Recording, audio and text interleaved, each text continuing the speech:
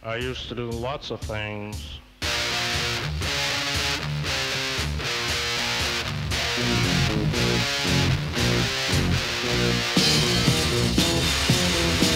I used to do things and I'd say things and Jesus, I was evil. Take things and break things and Jesus, I was evil. I never shook, baby. So the Free Press has not rejected me yet, but I have not heard anything from them. So all right, well, we maybe shall this will see. help. Yeah. Yeah, exactly. Yeah. But yeah, man. So we didn't record last week. Yeah, you were doing something superfluous like visiting family. Like that's important. That's an important thing to do in life. I mean, I was visiting, their funerals. So I mean, it's kind of important. Oh, the whole family? God Yeah. damn, their tragedy. They were all on the same juju bus. out here. Jesus. Were you back in San Jose? Yeah, well, technically Santa Clara, but it's right next to San Jose, and people don't know it. Is Santa Clara where Creedence Clearwater Revival's from? Probably. I know that they are a Bay Area band, so I wouldn't be surprised if they were. Yeah, they're a Bay Area band who they totally culturally appropriated the sound, Southern rock, like Bayou. They sound like they're from the Bayou. Yeah, but they rule, and I think that's fine. And it's kind of that argument like if you invented Facebook, you would have invented Facebook from social network. Then make a band that sounds like Creedence, who's as good as Creedence. They don't exist, so it's not like there's anyone to compare. Like I can't think of a band who compares to them. Like that. That's similar to them. There's plenty of good Southern rock bands. Oh yeah. I like Mountain a lot. It's one of my favorites. Oh hell yeah. But Creedence, so they have like their own kind of special sound to them. And I was actually shocked when I found out that they're from the Bay Area because I'm like, they're not gay. No, we have some amazing bands that have come out of the Bay Area. Like we have, who else is from the Bay Area? Journey. Really? Yeah, Journey's from the Bay Area. I think the Doobie Brothers as well. That makes sense. No, that's about it. Is that it? That's it. Yeah, just those three bands. Well, San Francisco, in the '80s, the mid to late '80s, was like the hot spot for thrash metal bands. So like Metallica made San Francisco their headquarters for a long time. Because they're from LA, right? Yeah. Oh yeah, that's weird. I don't think San Francisco when I hear thrash metal. Exactly. There's a pretty thriving scene here for like 5 years. A lot of good bands came out of that scene, but like Metallica was obviously the biggest one. But yeah, it was funny. So they got away from LA because they didn't like the whole like hair metal Sunset Strip scene. But it's funny because Slayer actually loved it. They loved it. Like they were much heavier, more aggressive. But they're like, yeah, we loved standing away, like standing out among this crowd of like makeup, men wearing makeup, with poofy hair. Slayer's British, right? Slayer's no, they're from LA, or they're specifically Huntington Beach, I think. But Slayer is? Why do I think they're British? I don't know. I don't know either. All right, that's weird. Yeah. Okay, they're Huntington Beach. That's where Avenged Sevenfold's also from there. I know they're not. I always liked them when I was younger. Yeah. But I mean, I got to see Deadpool and Wolverine. I think you would enjoy it. Because there's a lot of multiverse stuff, and I know you're a big fan of that. You're a big fan of the idea that like if a character gets killed off, you can just bring a different version of them, and it's totally fine. Yeah, there's no stakes in these fucking movies. Yeah, I thought that's what you liked. I thought you liked stories that don't really matter, where it's just a series of like cheap jokes and fan service. Exactly. Exactly. No, I mean it is, and it's shamelessly so. And I gave it a pass because it's definitely a big fan. It's like if you're a fan of the comics or a fan of the movies, then it's like it's just nerdgasm after nerdgasm, and nothing else. There's nothing. I actually didn't love Deadpool when it came out. I think I was in the minority there. I was like, I don't find this all that charming, or I don't really get it. But I'm definitely just not the audience for those movies. I've heard Logan's really good. Yeah, Logan's terrific, and it's kind of more adult. It's more of a Western, really. It's kind of it's definitely more of like that sort of a washed up gunman who's kind of living by himself and just wants to be away from everyone, but he gets called to do one last thing, very reluctant anti-hero type of thing. Yeah.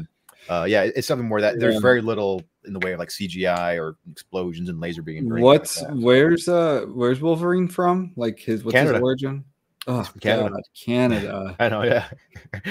Is Deadpool Canadian too? Yes, he is. Is that way Ryan Reynolds do it? Oh, yeah, God damn it. Yeah. I must have even less now. It's got Canadians and multiverses. Some of the meta humor, like some of it, it's just it's a little too like, yeah, you know, you're a character who knows that you're a fictional character and you're weak. But there are times when it is actually pretty funny. So there is. So as you've probably heard, a lot of the MCU movies and TV shows have not been very good over the last couple of years. I have heard, yes. But they actually make fun of that. They actually make jokes about that. I've heard, yeah. So there's a part where Deadpool brings Wolverine in, because Wolverine's from 20th Century Fox, but then Disney bought 20th Century Fox. So now Disney can use all of these characters. So he brings Wolverine he goes, hey, Wolverine, welcome to the MCU. You caught us at a low point right now. So, so I like that.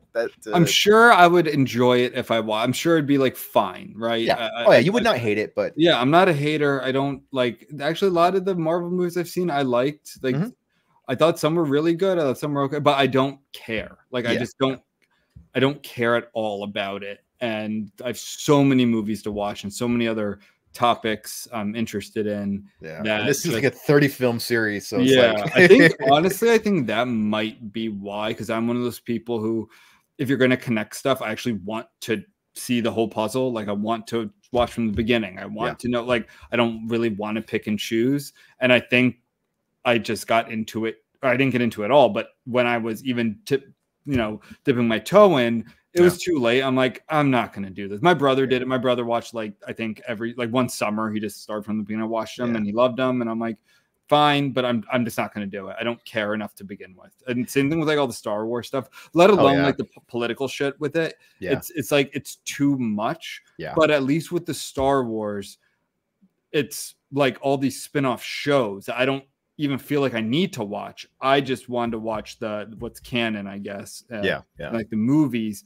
Where Marvel, they also did shows, right? Like, whatever, the Miss Marvel or whatever it is. And it's one of those things where like you do kind of have to watch everything. Unfortunately, I just don't care. You have to watch some crap too in order to fully appreciate the good stuff too. So it's like, the movie's pretty good, but you're bringing in a character from that shitty TV show with a girl boss. So it's like, come on, man. So there's a lot of homework involved. But well, so now I'm gonna watch it just as zero as I was already after that conversation. But again, the multiverse stuff, dude. Come on. I'm not gonna watch any of it. Okay, well. All right. This episode we're going to talk about, that was 8 minutes. Yeah. So we're going to talk about something from the Free Press. Oh, that's how we got started on this. Yeah. Right? By Kat Rosenfield. I like Kat a lot. Yeah, she's great. I read her first book, I think. Regular listen, like when she probably has a podcast, because who doesn't? But I listen to her when she's a guest on podcasts. I like her writing.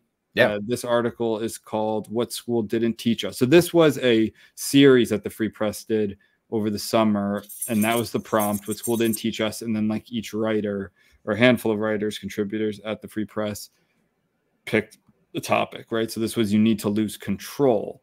So the kind of background of this is apparently Gen Z is just abstaining in everything fun in life. I think there's some good and bad to that. So apparently they're having way less sex. They're not drinking. They're definitely not like smoking. I mean, even our generation, I think smoking was like not even nearly the concern it was like with Gen X. I think smoked way more than we did. But I think that's like basically just completely petered out. I don't know if they're vaping. Is that still? I never got in. I've never vaped once in my life. Neither have I. I don't know if that's a younger thing, but basically this one's about alcohol, and they're drinking a lot less. If I didn't say that already. Well, I mean, also like they're just spending much less time out and about. Like they're spending so much time social. online. Yeah, they're much less social, much more parasocial, much less social in person. And I wonder too if you know, because we've brought this up before about how Gen Z is leaning more conservative. I wonder if it's part of that. I think, well, so Gen Z is not leaning more conservative. Gen Z boys, Gen Z men are overall. Gen Z girls are going the exact opposite. Right. So it's the one of the most where I think like the boomers, for instance, are more conservative overall. Yeah. But yeah, it's like I think like the boomer generation is probably actually Gen X is becoming the most conservative. I think like overall, it doesn't have that gender split where millennials, I think we're the most liberal generation. Yeah, maybe. yeah, we like really kind of gave birth to all this shit. Yeah, because we're the and these are all generalizations. I know that, right? Like, sure, I meet tons of people. Like, this is the data. You meet people who like have a certain religion and they follow certain political party that like you wouldn't put together. They work in this job and they support this politician. Like, you can find that for anything. They're this race and they support, you know, this policy. But broad strokes, right? Overall, our generation was I would say we were the neoliberal generation. We were the go get a college degree no matter what. I know that was pushed on us at my school. I had plenty of friends. I went to a very, very academic high school, very academic school system, very academic high school, really highly rated. Even still, there were lots of kids who just like were not fit for college, and that's fine. But it was pushed on everyone, and it was the more elite school you go to, the better. Don't worry about price. Don't worry, even in law school, don't worry about like you just go to the best school you can go to, even if it's hundreds of thousands of dollars in debt. That's what was pushed on us. That was a conventional wisdom. It'll all pay off in the end. And I don't think that's the case for a lot of people. And I think because of that push, a lot of us did go to college, and college is just overwhelmingly not even liberal, like far left, like progressive. You look at, and that's not an opinion. That's just what are the surveys at schools for professors? What do they? It's like tiny percents are even right of center, let alone like conservative. Yeah, I think in the 1960s it was like left-leaning professors outnumbered conservative professors by like 2 to 1, and now I think it's like 20 to 1 or 30 to 1 or something. Like insane numbers. It's insane, and I'm sure, and like that's definitely going to be more, I think, at the more elite schools. And again, there will be the token elite conservative professors at schools that probably have tenure and have been there for a while. There are your schools that you'll get like University of Chicago, I'd say, is more conservative and elite, but they're few and far between. And I say all that to mean, like, I think that was our generation. Our generation was we came into our political consciousness really around like Obama. A lot. I mean, my first election I voted in was 2008. Like that was kind of I think the Iraq war. We were like getting into voting age of like my brother's an older millennial. He's like that age, but like that was just our generation. It was much more the liberal minded. I think rightfully so. I think the Republicans were pretty trash. A lot of them at that time, but the neocons. I think a lot of the Democrats were trash too. But so all that to say, Gen Z, you see more of a forking of the girls are becoming super liberal and the boys are becoming much more conservative. And again, this is also not an American phenomenon. This is going on in a lot of countries. I know South Korea has a very similar split. Japan, a lot of European countries, and in European countries, in France, for instance, it is actually, I think both girls and boys, male and female, are becoming more conservative, are much more, let's say, supportive of Le Pen than the older generations, who I think they remember her father more, who was just like anti-Semitic, like much less palatable. So anyway, I think to get back to the article, one thing that is going on with this generation, I think we started to see it with us, but this generation especially, is the lack of social, like sociability. Kat in this will talk about how, like, you know, employers, bosses will say a lot of them can't even like look them in the eye. They're much more politically minded. They want to push politics a lot more in the workplace. I would say yes, but that's only one side, I think, who's doing that. I think that's only really progressives who feel like they still own the moral high ground to push that. I think they're a lot more comfortable saying, expressing their views because they look at it as a moral good. And Kat's solution here, and one of the things she's really talking about is the lack of, like, honestly, lack of partying. Yeah, is how to put it. Were you a partier in like high school? A little bit. Yeah. Not that much, and even in college, not that much either. Because I think when I got into, because I majored in music, and so I just ended up spending most of our like weekends just jamming more than partying. But and then also, like, my roommate the first year I was in college, he was part of like the wildest frat, so he'd come home and throw up on the floor. So it's like, okay, like the frat guys are kind of frats at your school. Yeah. Oh, you went to like a small Catholic school. So they were not like affiliated with the school, like an official capacity, but yeah. So I think it was just sort of like, okay, like the musicians are a much funner group to hang out with than the frat boys. And also we didn't have that many sports, so it's not like there's a whole lot of celebrating. But yeah. What about you? You party boy? Yeah, 100%. Yeah. I was. I mean, in high school, like I lived in a town where there were a lot of, let's just say, there were a lot of wealthy kids with big houses whose parents went away on the weekends, so you could go, and it was just like lots of house parties. Yeah. It was, and it was, it was very fun. I was on multiple sports teams. I was the captain on multiple sports teams, so like I had access to a lot of partying, I should say. But again, even in high school, it was a lot more, I think, tempered, because like you went home to your parents, right? You, like, it wasn't like college was a totally different level, right? Like you had that freedom, and there were plenty of kids who I went to college with who couldn't handle it. Like that's one thing my brother told me. He's like, party your ass off, but get your work done, right? Like, and I took that to heart, and I really did. I not that it should, I think everyone, I don't know if you did, but like I graduated on time, which you'd be surprised when people like don't graduate on time because they can't handle the freedom. I did pretty well in school overall, and I had an amazing time. I had so much fun. And I did, like, my closest friends, who a bunch of them you will meet at the wedding. But a lot of my closest friends are still my college friends. Like I went to a small, like you, I went to a small school, but it wasn't it used to be associated with like the Lutheran church. Like every school had like some religious association back in the day. Right. We were, I went to school in Southeast Pennsylvania, very German heritage. Our colors were the German flag colors, but it was just, a liberal arts school, small, but it was really fun, and it was known for being kind of like a small party school in the area. And I had a lot of bad nights too, though. And that's where I kind of differ from Kat here, where it's like, she's talking about how, there's basically, in my own terms, like liquid courage, saying I love you at the wrong time, throwing up on the floor, stuff like I had a lot of bad memories too, and I fucked up a lot, which was directly related to partying. And I don't look back on that part fondly at all.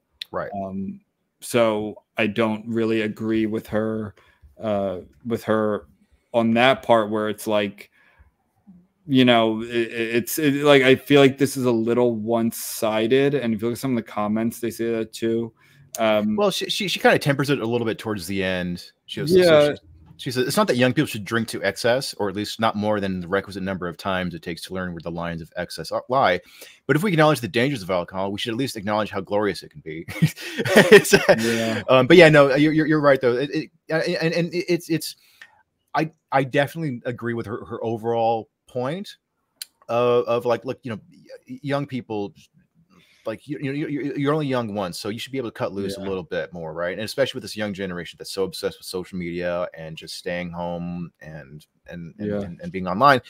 But at the same time, it's kind of hard to get that point across without at the same time glorifying alcohol and just like excess and so it's like but in terms of like just like don't be afraid to do something a little stupid once in a while when you're young. Sure, but I think it's also like, I don't know, there were a lot of fights that happened because of alcohol. You can hurt yourself, you can I mean, but God forbid if you're, you know, especially a young girl, like putting yourself in a bad situation. Oh, yeah. And I don't mean that to victim blame at all. I mean, like, whether if you're passed out drunk, you're stone cold sober, you should never be a victim of a sexual assault. But like, you make bad, I think, like, you're more open to things that has basically, I'm saying that you, like, I think you have to strike a balance. And I think a little of that is left out here. I get the like the lack of the inhibiting effect, or the disinhibiting effect. Is that the right word? Uninhibiting effect, whatever it is, of alcohol. And trust me, I'm there. Like, I get it. At the same time, I think the root causes of Gen Z being not as social and just being socially awkward has much more to do with social media. And here's one thing that's kind of left out of this. At least I read the whole article.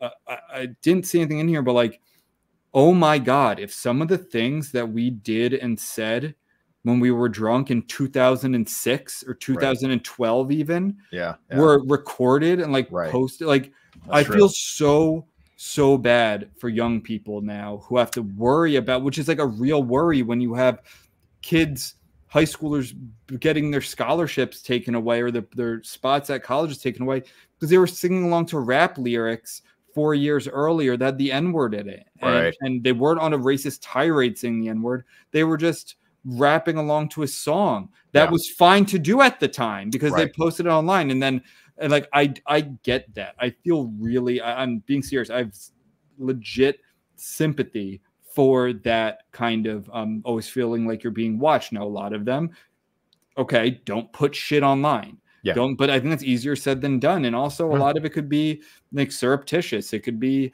you know, you're having an argument and you say something, your tone of voice sounds violent or aggressive or something. And then you're, you know, running for office in 6 years as like a young congressman. And then that comes out. And it's like, everyone's been in that position. Everyone's acted stupidly when they've partied too hard.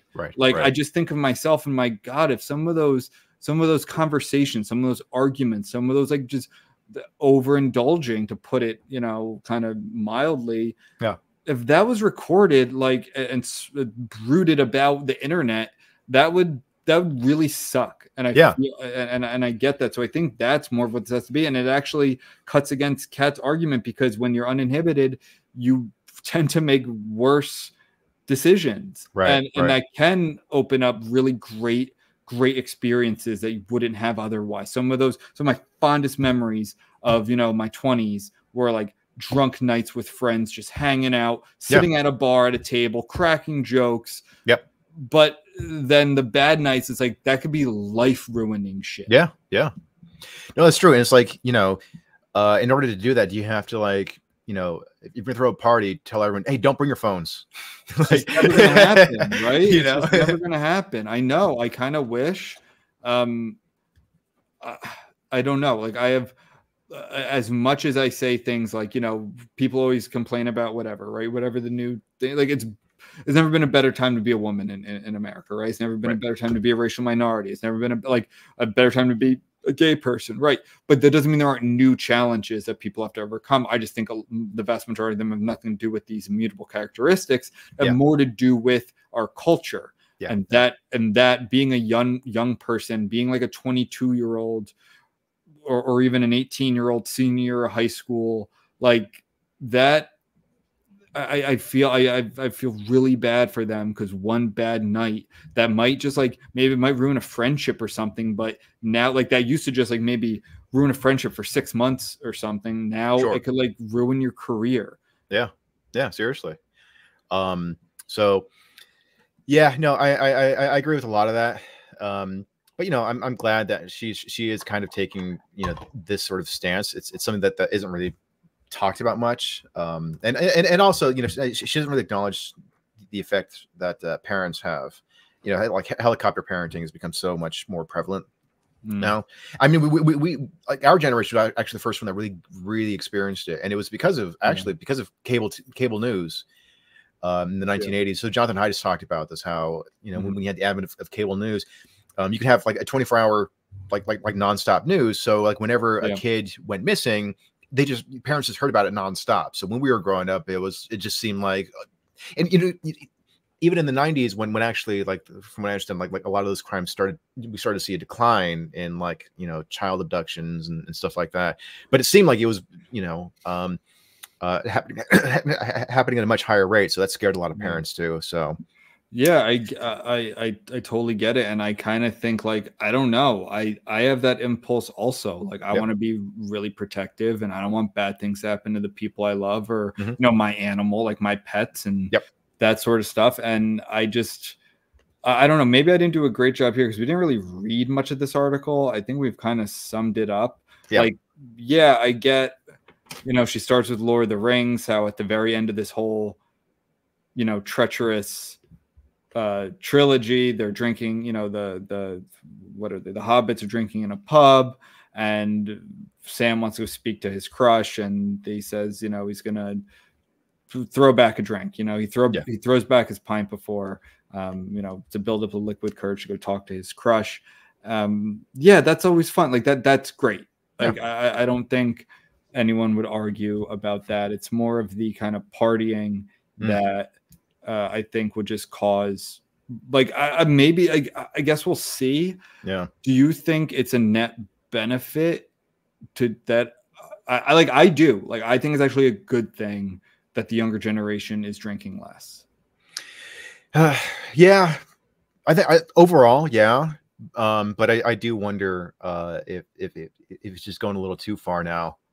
So I guess do I even know any Gen Z people? Probably not by design.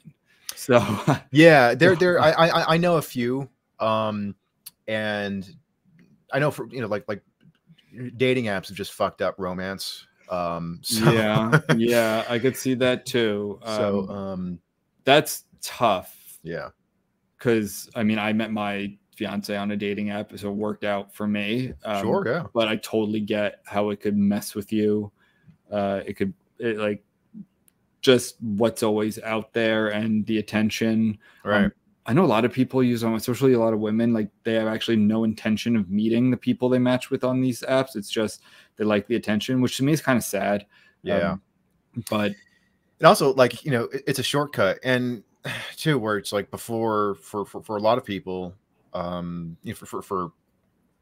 the longest time, it's like in order to meet someone, like you had to go to a coffee shop or a bar or a restaurant or a party. So it's and because, like, so many people, specifically Gen Z, like attention spans are short, so it's not like it's like, well, I could go out and spend money and meet people, or I can just go on I download a free app. So yeah, I don't know, man. I think that's a much, and then this article is really just about alcohol, which I do think it's a net benefit. I think like I don't know, or people having less sex. I mean, I think that's one of the joys of life. Not people, Gen Z having less sex, like that. I don't know about. Is it better to do that when you're younger and learn from it, and like it's gonna happen eventually. I don't know. I might have the opposite opinion of that now. If I have a daughter, I hope that they're never having sex. So right, exactly, yeah. So I'd love to see these numbers go down, but I don't know. I just it's hard for me to make these decisions. I think my views might change when I become a parent. Yeah, definitely on that one, but. And I think a lot of that has to do with, which is surprise. So what's surprising to me with the sex side of it is that there used to be so many more young pregnancies. Yeah, like that's true. So many more. Not even going back that long ago. Yeah. And that is completely tapered off because of Plan B, because of condoms, because of birth control, and because of access to abortion. Yeah. I don't know if that's a net benefit. I don't know if sex has become so transactional now. That it's taking what's important about it. I mean, I published the 101 good things on the Reckless Muse site. One of the things on there, I mean, it might, I don't know if it sounds blunt or crass or whatever, but it's honestly just having sex with someone you love. Like, and probably other generations say, like, why would you do anything otherwise? But I do, like, it's there is just, I mean, the fun part about it, but is it becoming too much into that? Has the pendulum swung way too far into the transactional casual side of it, where no, there is something special about, you know, doing it with someone that you actually love and care about. And if you're not even putting yourself out there to meet those people, you will never have that experience, because you can't, because if you're just on apps with the intent to have as many partners as possible and just have fun and just, you know, fly by the seat of your pants, well, you're never going to have that experience. So I don't know. It's kind of a different conversation. I'm more torn on the alcohol part. I mean, even I think as a culture, like, have you noticed that not only are big brands making, but promoting non-alcoholic beer way more than in the past? Yeah. Because for the longest time, it seemed like it was only like O'Doul's, but now I'm starting to see a lot more. Yeah, there's like O'Doul's, there was St. Pauli Girl, like there were a handful, but now it's like every single major. And I mean, they did have like, there were like Coors had a non-alcoholic, but they weren't like, they were just kind of there. Like, but now, I mean, I'm watching the US Open. I think one of the sponsors is like the Heineken non-alcoholic beer. One of them. Maybe that's not that. Maybe that's like the ultralight. But I'm seeing a lot more now non-alcoholic beer be promoted. I noticed that when I lived in Spain. So that was like a decade ago. If you go to like a local, you know, Spanish tavern, a local bar, even if they only have 2 beers on tap, one of them is a non-alcoholic beer. And I remember going out to like lunch with my fellow teachers. I was a teacher there, and a bunch of them would get non-alcoholic beer for like their drink. And I was just shocked. I didn't get it unless you had a drinking problem and you were trying to control that, and you still like the taste of beer. That I would understand, but I don't think that was the case with these people. I think it was just that was part of their culture. Maybe that's come here. Yeah, no, it's you know, Kat Rosenfield's her article you know, definitely raises a lot of interesting questions, you know, because it's like yeah, on the one hand, I definitely would, I feel bad for for Gen Z and like the lack of you know, social interactions they're having, and just kind of like the occasional, like, I'm not saying go out and be stupid all the time or anything, but it's like, yeah, once in a while, like, have a crazy night on occasion. And you know, it should be a good point too about like kind of knowing what your limits are. And sometimes you know, you kind of have to test those limits a little bit, but you know, at the same time, it's like you know, there's you also bring up a good point where it's like, you know, if there are fewer teen pregnancies and there's fewer, you know, drunken mishaps in the world, that's not necessarily a bad thing. But at the same time, like, it's like, well, are we starting to overcorrect now, where it's like no one is partying and no one's having fun, and so. Yeah, I guess we have to look at, I think, and maybe she does put this in here, and this might be part of her argument, which I would agree with, is like, our overall statistics for the younger generation, like, are they less happy? And I think they are less happy. I think they are more stressed. I think they are way more anxious. Depressed. So maybe I get that. So if it's like, well, you know, hey, there's a simple solution to all this. Start drinking. Okay, I get it a little more. Like, I do, but I've just had so many bad experiences with alcohol and partying, to, you know, put it bluntly, that I don't know. Like, I don't know if I would trade that. It's hard to tell at this point. I still drink, of course. I love it, but I have controlled it a lot more. I'm also on, you know, certain medication that I don't want to overdo it. And I'm very happy with that. But I have that kind of self-control for the most part, where I wouldn't have had that when I was younger. I don't know. There's something that I think will continue. Talking about generations is always kind of fun. A lot of it's just stereotypes, but it's statistics. And I do think that there's a reason. Like, I get it. I get that.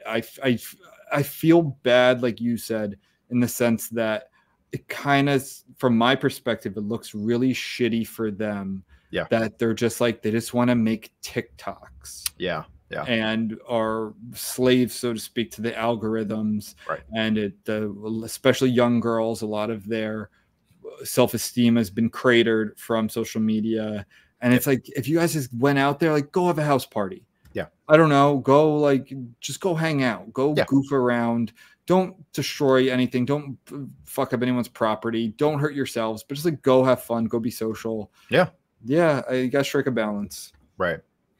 But, yeah, no, this is a cool series, though. I do like the idea of kind of, you know, what's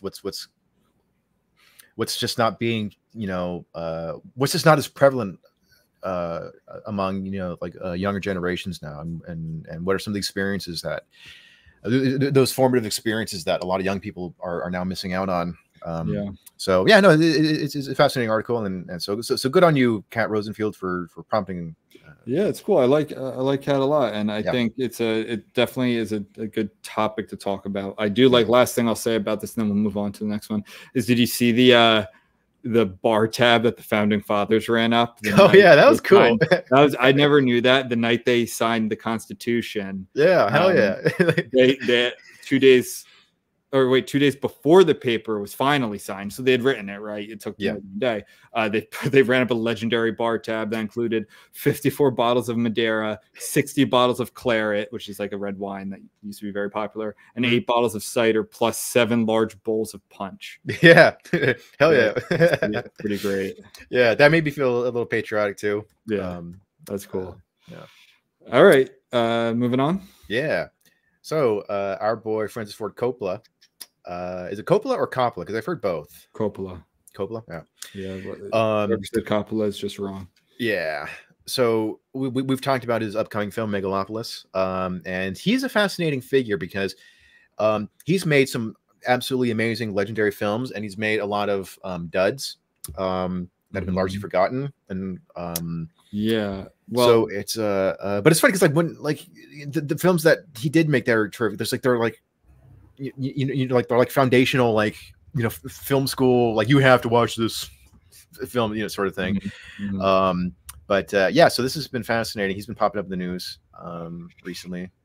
Yeah. So if you remember, when I came out to LA in early June, I was reading the most recent book about him. Oh yeah, It just came out by Sam Wasson, I think his name is. He does a lot of like showbiz books. Hold on, I'm pulling up the filmography here. Yeah, so of course, so he hasn't made a movie since 2011. Yeah, which was Twixt, which I had like, I think the director's cut on my list. I saw like, maybe I watched the trailer to it. It does not look good. Yeah.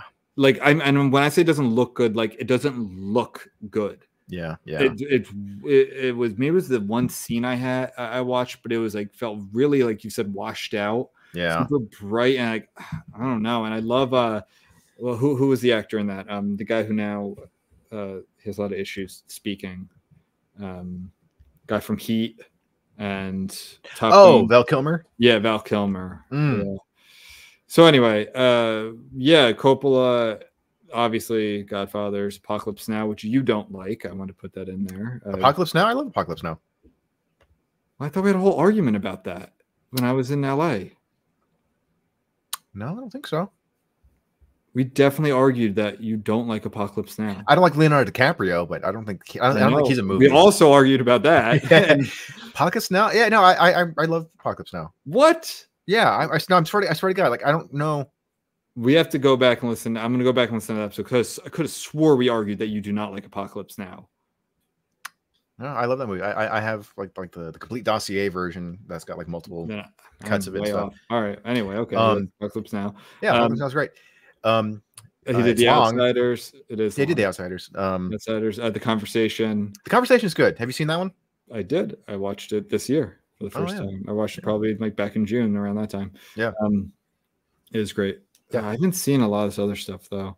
Dracula. I'm gonna actually rewatch that. I haven't seen it in a long time, but that's solid. I enjoy that one. I think Keanu Reeves doing a British accent is not very good, but other than that, it's a pretty solid movie. I enjoy it. Yeah.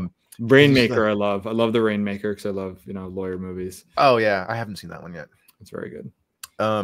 So The Conversation is a great film, but Coppola he pulls like kind of a sneaky little trick that I'm not terribly fond of in that movie. Okay. Do you know what I'm referring to? So I don't think so. So in the film, Gene Hackman, he plays a surveillance, like an audio surveillance expert, and he works for like an organization, and he's just sort of like, hey, like they hire me to listen in on conversations, record them, and I give them to them. I don't know what they're doing. I don't know what's involved. They just pay me, and that's it, right? But he's following a couple, and they use a line. He hears them say something. I think the line was, "He'd kill us if he had the chance." So he starts thinking, "Oh, is this couple in trouble?" So he starts kind of getting involved. And there's a whole bunch, but what Coppola does is it has to do with the emphasis. So you hear the line of dialogue twice, once near the beginning of the movie, and then once again. But he'd kill us if he had the chance. Like, yeah, but he uses a different, so that the actor he emphasizes a different word, and so it's like, come on, dude. Like, is it actually not the same line? It's not. It's the same line in terms of like the words that are being spoken. Sure. But in terms of like it's two different recordings of the dialogue, and so the second one. So we just spoiled the movie for you, but it's from 1974. I know you've had plenty. Yeah. So it's he'd kill us if he had the chance. It was like he'd kill us if he had the chance. Which it's such a Seinfeld thing. Like they literally do that in Seinfeld with Bryan Cranston's character. It's like, I'm so glad to see you, or I didn't think you'd show up. Yeah, I didn't think you'd show up, or I didn't think you'd show up, or something. It was just. I wouldn't be surprised if they got that from this movie, but maybe. But anyway, in terms of like overall, like it's a really cool thriller. So we say all that to say that now Coppola's coming out with a new movie for the first time 13 years called Megalopolis. Yeah, and we've talked about that and kind of the hype around it and the controversy around it. It has already been shown at Cannes. Very divisive. I almost said derisive. Divisive. Yeah. It has Adam Driver in it. It has Aubrey Plaza, John Voight, a bunch of other people. I'm probably just Shia LaBeouf, isn't it? Shia LaBeouf, yeah. So I don't know exactly. I was reading, this article talking about what it's about. Like, it's a guy. It's like, am I correct when it's the Rome Never Fell? Is that it? And it takes place in like this sort of futuristic, like New York City-esque city. Right, and it's called New Rome. And they all have like weird kind of Italian-y names. Yeah. And I think I thought the lore is supposed to be like, well, the Roman Empire never fell. So, and Adam Driver's character has a vision for a utopian city. Yeah, if I remember correctly, and there's something in the trailer where he can stop time. Yeah, something. Yeah. So I don't know if that's like a dream or a fantasy sequence, or he actually has some abilities. Yeah, this is. It just seems like it's really big, epic, which fascinates me. There's that term like the Great American Novel. So I wonder if this is Coppola's attempt at doing like the Great American film, like a sort of Citizen Kane, the rise and fall, and exploring big American, uniquely American themes, and to comment on the times and stuff like that. It seems fascinating. I know very little about it, and I kind of want to go in just completely cold. Yeah, I kind of do too, because I know I'm going to see it, even just for the its significance of who Coppola is and how long it's been. Like, it's very cool that he's made another movie. He's like 85, right? Yeah.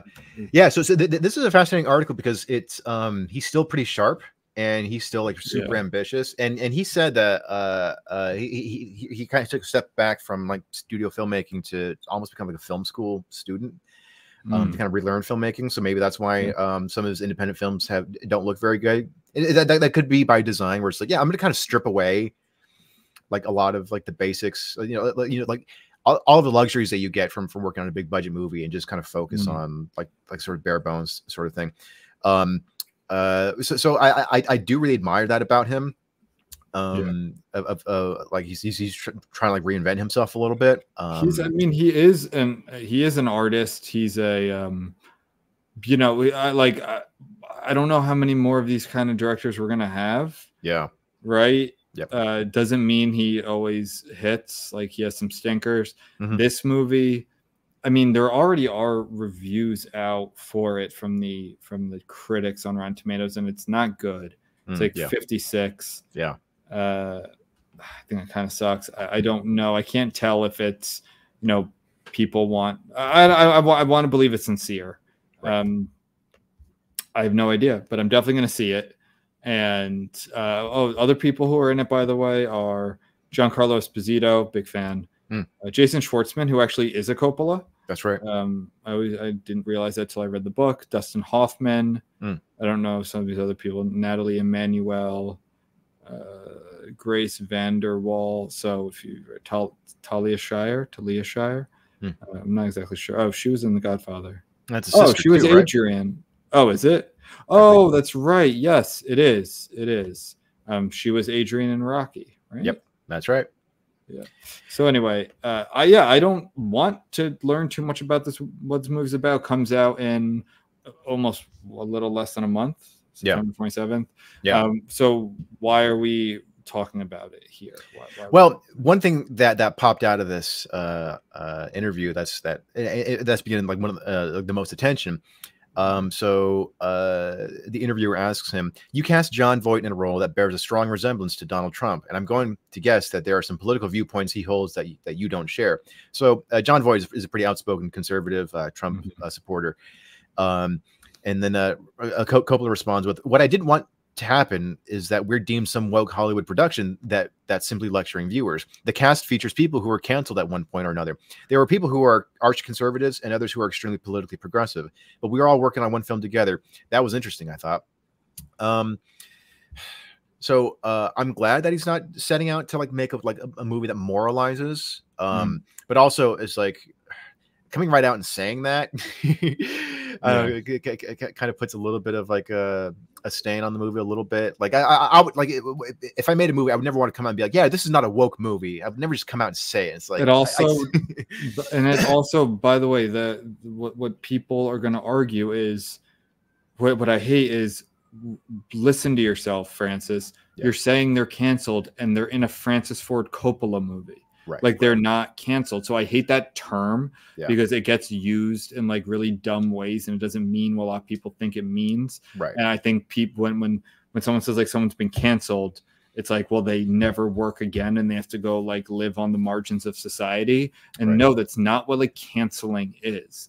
And in fact, a lot of it like it affects regular people much more than people who are famous, because they can be in things like a Coppola movie where someone who's canceled at their, you know, middle management job, they could be fucked. And that's why I don't like that term. That's why I don't really like when 85-year-olds use these terms, because like I even catch myself kind of like eye rolling and I'm on his side. Like I agree with that. I love John Voight. I think he's a great actor. I actually like Shia LaBeouf a lot too. I think he's a really fun actor. I watched whatever movie that turned him into a Catholic recently.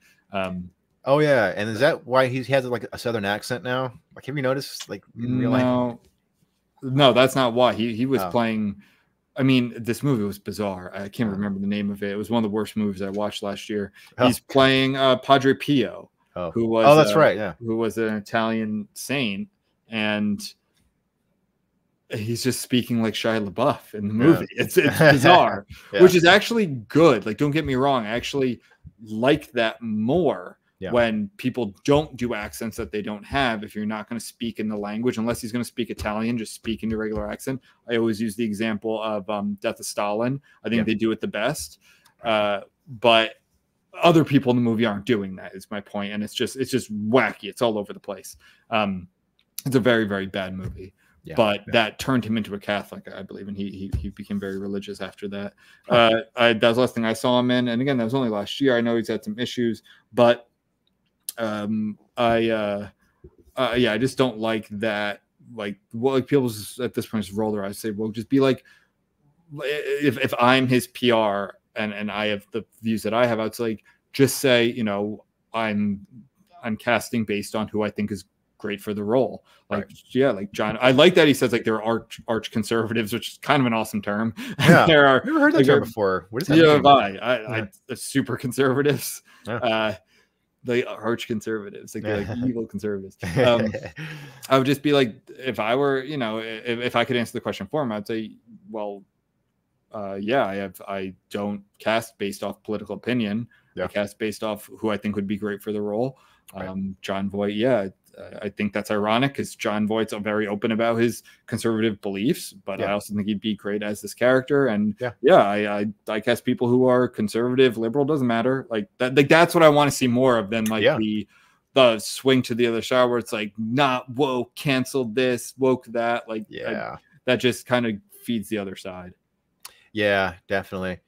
But in terms of like his curiosity and his creativity, it's really admirable, I think.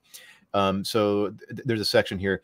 People don't understand that after I made The Rainmaker in 1997, I sort of quit for 14 years. I literally said, I'm going to stop being a professional director and I'm going to be a student for a while. I'm going to try to understand what making movies is. And I did that by self-financing some very small, low-budget movies. The one I made in Romania, Youth Without Youth, 2007, I made that one for under $1 million. Then I went to Argentina and I made Tetro, same thing. People said, you fell off the map. Those films were not successful. They weren't meant to be successful. They were meant to teach me what making movies really was. And I learned a lot during that period about acting. I did unusual rehearsals. So I really like that, where it's like, he's so secure in himself that he's willing to be like, yeah, I'm the guy who made The Godfather, and yet I'm just going to make my own weird little experimental movies and not have to. Well, honestly, he's kind of living the dream in a way. Yeah. Also, by the way, do you see who's in Tetro? Nuh-uh. Vincent Gallo, who's also he just had a picture with Trump. He's a big really guy, good actor. I like him in Buffalo 66 a lot. Have you seen that movie?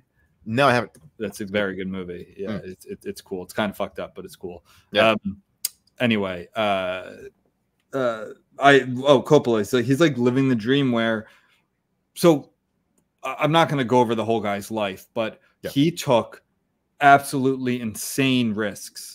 With American Zoetrope, made some really crazy financial like decisions that I'm just reading, and it's like giving me agita. I'm just like, why? What are you doing? But he's the epitome of an artist. That's why I recommend this book to you, because I think you would love this. It's like he was creating dangerously and being reckless and just like, but look at what he made. Arguably the best movie series of all time. Arguably the best war movie ever made. A great, like, kind of tailored thriller. I don't know, like, he's Joe, and he wanted to control, you know, he didn't want to be a slave to the production companies, to the studios. He did the kind of stuff that, like, it's almost childlike in a way, that he wanted to have control of his process. When you read about what he wanted American Zoetrope to be, he wanted to be an academy. He wanted to be film festivals. Almost like a company town where, like, you eat there and we provide housing and you learn and you have classes and you create and you go out and you make whatever movies you want. It sounded amazing. Now, of course, it was very utopian, which brings us back to Megalopolis, which is very cool that this is like probably his last movie. I don't know. Who knows? I don't think he could go another 11 years without making a movie, but or 13 years without making a movie. But hey, who knows?